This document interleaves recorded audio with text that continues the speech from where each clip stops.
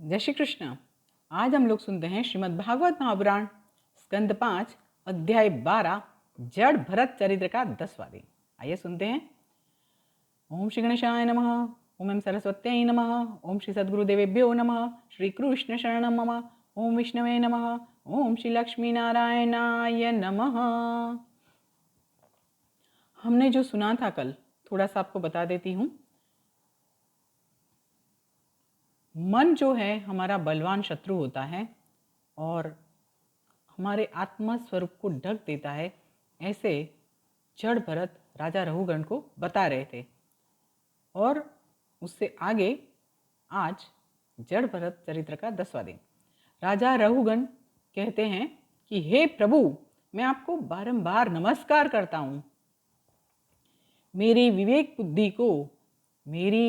बुद्धि को देह अभिमान रूप जहरी सर्प ने डंक मार दिया है। देह का भी अभिमान होता है ना, किसी की नाक अच्छी होती है, किसी की आंख अच्छी होती है, किसी का चेहरा ही अच्छा होता है और किसी का पूरा एक भगवान ने दिया हुआ आशीर्वाद होता है कि खूबसूरत व्यक्ति होता है, किसी के बाल अच्छे होते हैं। यहाँ पे ये देह का जो अभिमान है, देहाभिमान, आप सोचिए जिस चीज़ के लिए हम लोग घमंड करते हैं वो तो हमारे पास रहने वाला नहीं है। ना तो आँख, ना तो नाक, ना तो कान, ना तो ये बाल, ना तो ये शरीर। फिर किस चीज़ का घमंड हम लोग करते हैं? क्या खूबसूरती होती है दुनिया में? कुछ भी नहीं। शरीर को प्यार नहीं करना चाहिए। प्यार अगर करना है तो अपने मन को करिए, अपनी आत्मा को करिए, अपने भगवान को करिए, अपने आप को अपलिफ्ट करिए। यहाँ पे हम लोग, पूरी दुनिया यही गलती करती होती है, शरीर को प्यार करती है। लोग खाली रूप देखकर ये सोचते हैं या उसका स्टेटस देखकर ये सोचते हैं कि he is a good person. Actually जो गुड पर्सन है वो भगवान से समीप होना चाहिए। गुड पर्सन किसको बोलते हैं? अच्छा आदमी, अच्छा मनुष्य किसको बोलेंगे? जो भगवान के नज़दीक है उसी को ही अच्छा व्यक्ति बोला जाना चाहिए। बट ये कलयुग है, लोग नहीं समझते हैं। चलिए आगे बात करते हैं। राजा रहुगण बोलते हैं कि मेरी विवेक बुद्धि ने देह अभिमानी जो रूप, उसको जहरी सर्प ने डंक मारा हुआ है।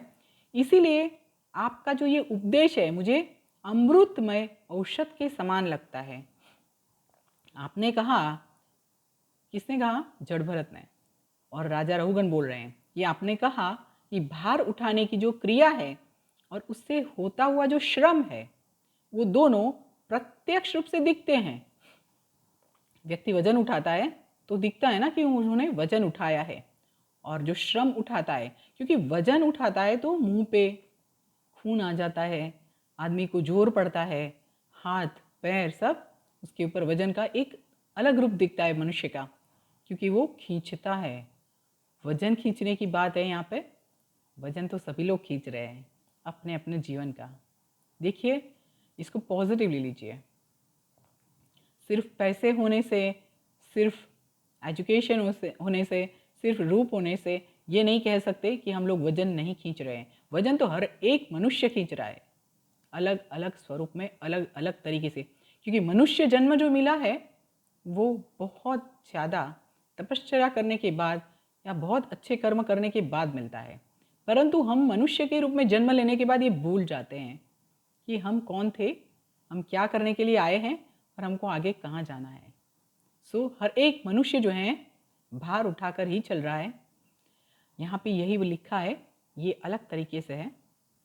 भार उठाने की क्रिया और उससे होता हुआ श्रम दोनों प्रत्यक्ष रूप से दिखता है और देखने के बावजूद भी ये सत्य नहीं है। उसका मर्म समझाने की कृपा करिए। जड़ भरत जी बोले कि हे राजन, ये देह जो है, शरीर जो है, पृथ्वी का विकार मात्र है। जब वो पृथ्वी पर चलने लगते हैं, जब शरीर देह पृथ्वी पर चलने लगता है तब उसको मजूर जैसी संज्ञा मिलती है। उसके ऊपर घूटी, पिंडी, घुटने, जंघा, कमर, वक्षस्थल, गर्दन, शोल्डर्स, ये सब अंग है।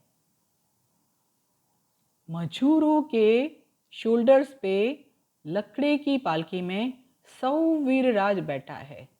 आत्मबुद्धि रूप अभिमान करके वो मद में अंधा हो जाता है।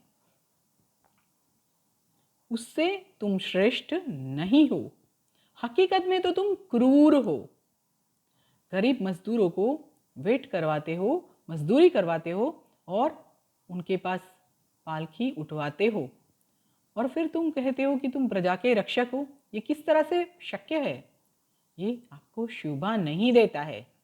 इस चराचर जगत में, इस चराचर जगत की पृथ्वी में से जो पैदा होता है, ध्यान से सुनिए, इस चराचर जगत में, पृथ्वी में जो भी पैदा होता है, जो भी जन्म लेता है, वो पृथ्वी में ही लीन हो जाता है। सब कुछ क्षणभंगुर है, सब कुछ क्षणभंगुर है, सब कुछ क्षणभंगुर है। पृथ्वी शब्द का व्यवहार भी मिथ्या है। पृथ्वी खुद परमाणु में लीन हो जाती है, जो सभी के अंतर्यामी और निर्विकार है। जो इस सभी से और सभी के अंतर्यामी और निर्विकार है, उसी का नाम भगवान है। और विद्वान उन्हीं को वासुदेव कहते हैं। संतों के समाज में पवित्र कीर्ति, परमात्मा का गुणानुवाद, उसके सिवा अन्य कोई विषयों की चर्चा नहीं होती है। संत बहुत प्रकार के होते हैं। सिर्फ मंदिर में बैठने से ही संत होते हैं ऐसा नहीं है। वो अवश्य संत होते हैं, परंतु जो जीवन में रहकर भी लोग संत का जीवन व्यतीत करते हैं, वो भी संत होते हैं। सुनिए, संतों के समाज में पवित्र कीर्ति, परमात्मा के गुणानुवाद के सिवा अन्य कोई विषयों की चर्चा नहीं होती है। नित्य भगवान की कथा का श्रवण मोक्षार्थी की बुद्धि को भगवान वासुदेव में प्रवृत्त करता है। नित्य भगवान की कथा का श्रवण मोक्षार्थी की बुद्धि को भगवान वासुदेव में प्रवृत्त करता है। आज यहाँ पे रुकते हैं, इससे आगे हम लोग कल सुनेंगे। सुनते रहें, शेयर करते रहें और सब्सक्राइब भी कर दीजिए आपके लिए।